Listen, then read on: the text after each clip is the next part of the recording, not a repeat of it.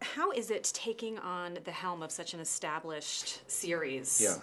Given that there have been several before and Yeah. doing both of the Breaking Dawns. Yeah, well, I think it's, it's you feel this responsibility, first of all, not to screw it up, because they've gotten it right so far, But also, what I liked about this series is that they've had different directors and very, very different styles in each movie. So you weren't feeling like you were constrained in any way.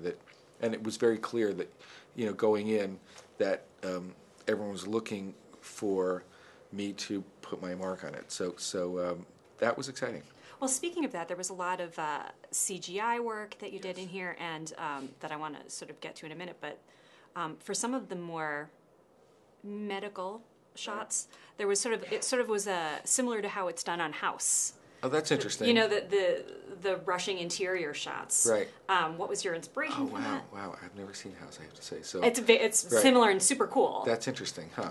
Where'd you come up with the idea to do it like From that? the book, because in the book describes what it's like.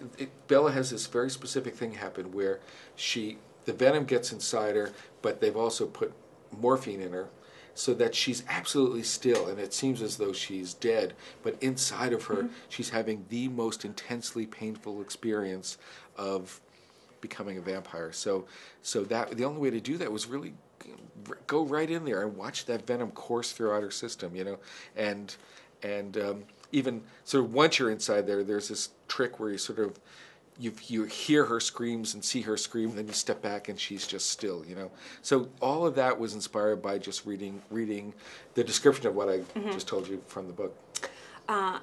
Speaking of Bella, there was also, she has that dramatic weight loss when she's pregnant. Yes. Was that done mostly with CGI, or was that It was makeup? a combination of things. It was makeup, CGI, and it was Kristen losing weight, and also Kristen acting more than anything.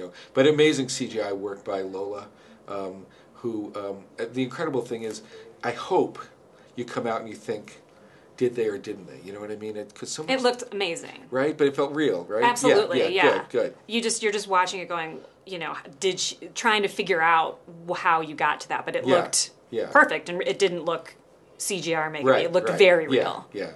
Those guys are great. How do you deal with the fact that, since you're doing an adaptation of a novel that so many people have read, a lot of people going into the theater already know the story. So how do you kind of maintain that tension? Well, you know what it is? I think you play with it, We know that they go on their honeymoon, and they have their honeymoon night. So I tried to play with, oh, okay, we're going to show something. Oh, is that it? Oh, no, we maybe get a little more. All these expectations, you can, the first time you see the wedding, it's a different wedding, and maybe you think, oh, is that the wedding? And no, that turns out not to be the wedding. All that stuff. I think once there's such a big connection to the audience that I think if you can undermine their expectations a little, that becomes part of the fun, Is it different for you directing something that you wrote versus something that you didn't write? It is definitely. There's and it's been a while since I've done that. But in a way, it releases something too, because it really is.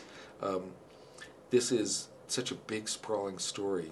First of all, I was so grateful that Melissa wanted to do it again. She's done all the scripts, and she brings a brilliant kind of knowledge of how to tell a story visually. And she just understands these characters and these stories.